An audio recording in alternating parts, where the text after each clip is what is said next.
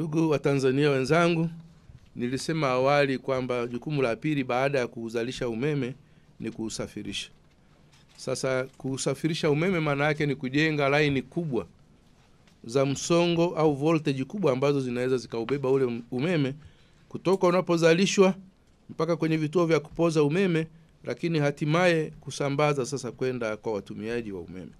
Katika eneo hilo mwaka 2021 tulikuwa na kilomita 671 za miundombinu ya kusafirisha umeme ya msongo wa kilovolti 400.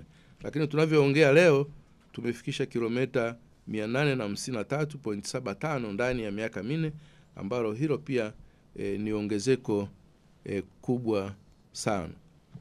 Lakini pia kwa msongo umeme, njia za kusafirisha umeme za msongo wa kilovolti 220 tulikuwa na kilomita 3347, zimeongezeka kufikia kilomita 4095.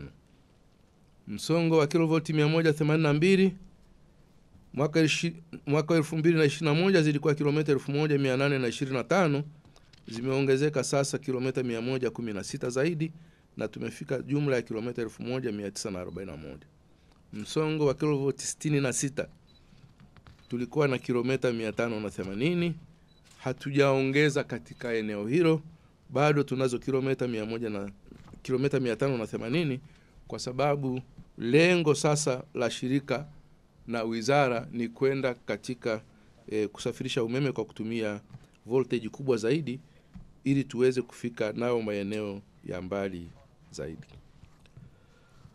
Watanzania wenzangu, tunayo mipango ya kuunganika kwa gridi za taifa katika ukanda wa Afrika Mashariki.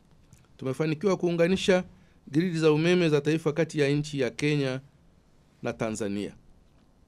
Na tumejenga kituo kikubwa cha kupoza umeme kilichopo eneo la Lemgur pale mjini Arusha kwa ajili ya kupokea umeme huo. Na mradi huo ulikamilishwa ilipofika Disemba mwaka wa 2024, ikiwa ni mmoja wa miradi ambayo imetekelezwa ndani ya kipindi cha miaka 4 ya uongozi wa Mheshimiwa Rais Dr. Samia Suluhu Hassan.